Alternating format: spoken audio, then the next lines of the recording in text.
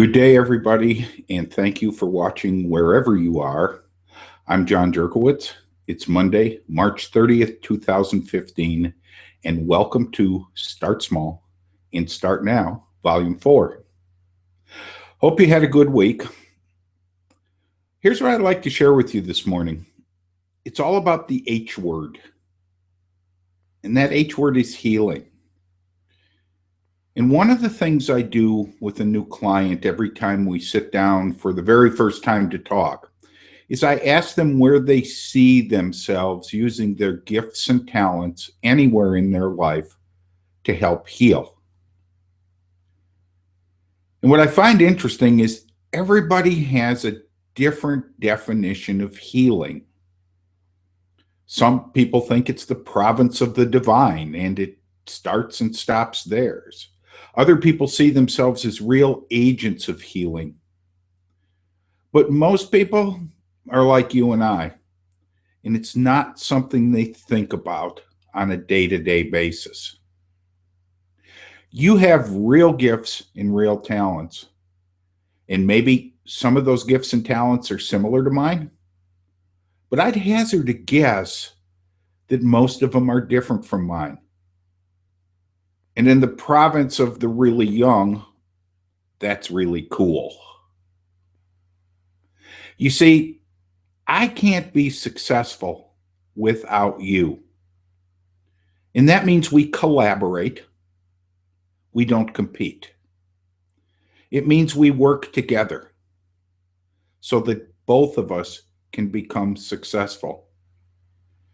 And it means at times that we use those gifts and talents to help heal a situation.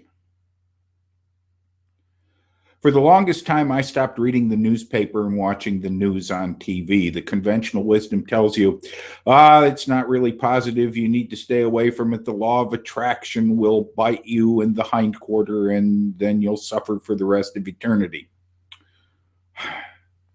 I'm not wise enough to know whether that's so or not.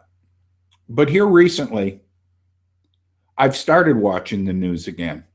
And one of the reasons I've done that is, where can I start small, start now, play a small part in healing the environment I'm in?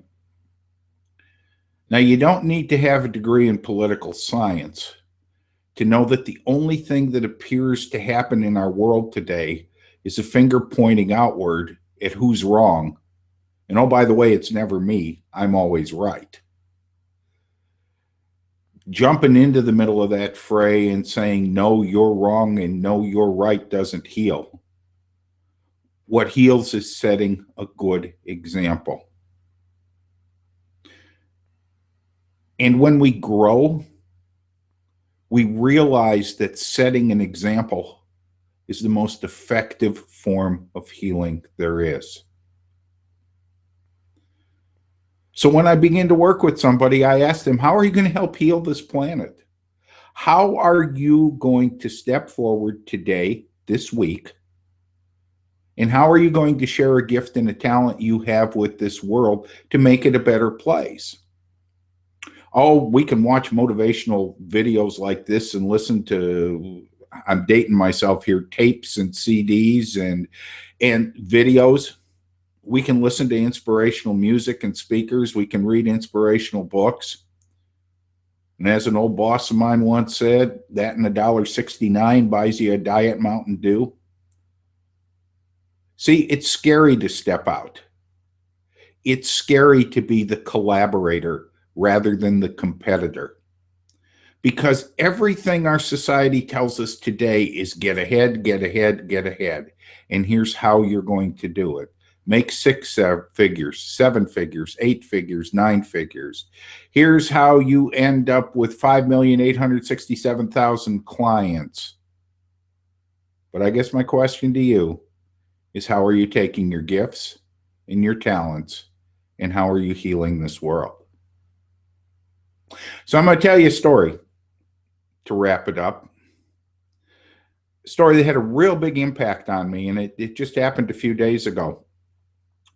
Sat across the table from a 21-year-old young lady who has taken the bull by the horns and decided that she is going to run her family business in 6 weeks when she graduates from college. She's graduating with a degree in Spanish and a degree in business. She currently works a job and just finished an internship on another job.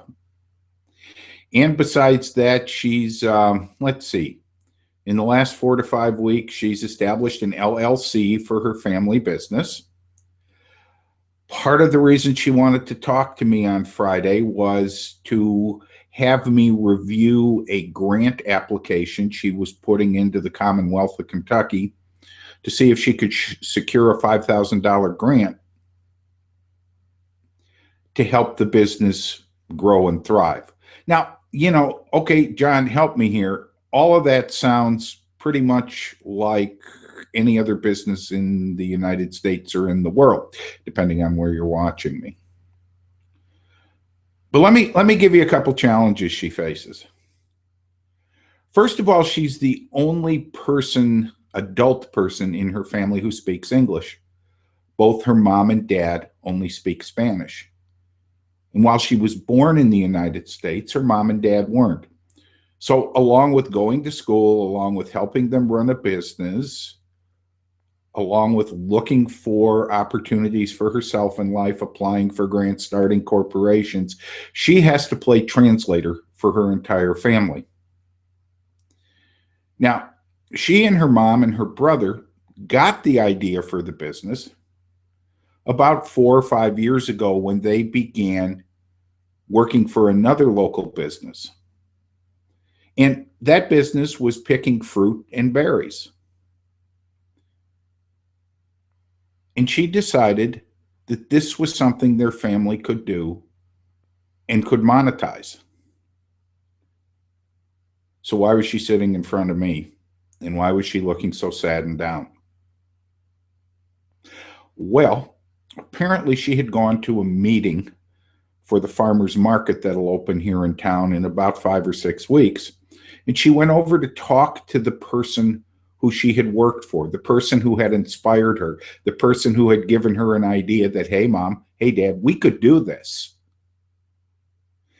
And that person turned around and said, I don't want to talk to you. I gave you all this knowledge. I gave you all this background, and this is what you did. And she sat across from me at a table, and her eyes were real wide, and I could see them starting to tear up. And I looked down at the table for a minute, and I looked up and smiled. And I said, you don't see it, do you? She kind of looked at me like maybe I potentially needed to be drug screened. She said, I don't see what. I said, you're one of the people on this planet that are my heroes. You're one of the people who's stepping out there, who's taking a risk. And oh, by the way, on top of being really good looking, I read minds. And I know what a lot of people think. You're Hispanic. You must be here illegally. Typical migrant farm worker. Oh, you're a female. In the baseball parlance, strike one, strike two, strike three.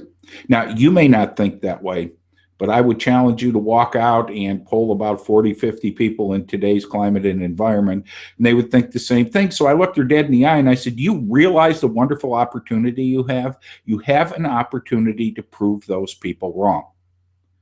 You have the opportunity to prove to them that you are intelligent, you are running a business, and you're looking for ways to make that business grow. And she's actually found a couple opportunities that I'm not at liberty to talk about yet because they're not a reality.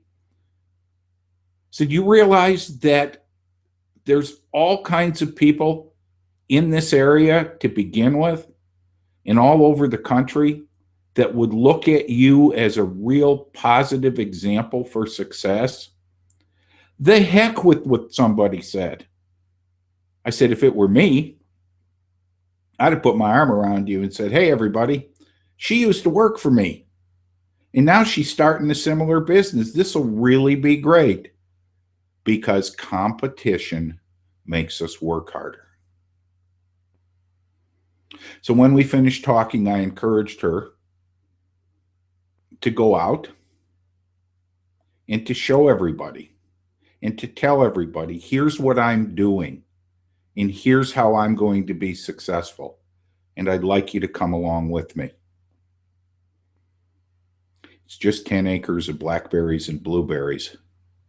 So my question to you today is, where are your 10 acres of blackberries and blueberries? Where's the small piece of your world that you can help heal? Oh, maybe it's not hosting a hangout, or maybe it's not standing up on a rock and delivering a speech. Maybe it's simply and quietly and effectively going about your day and collaborating with other people so they really believe the cornerstone of where success lies. That cornerstone, you deserve to be successful. So thank you very much. I appreciate you taking the time to be with me today. And I will talk to you next week. For those of you who celebrate the Easter holiday, I hope you have an enjoyable Easter and you don't eat too many jelly beans and candies. I normally host a hangout on Thursdays, but this week, because of my spiritual belief, I will not be hosting that hangout. So I will see you guys next week on Volume 5 of your weekly motivation. And remember, go out there and heal.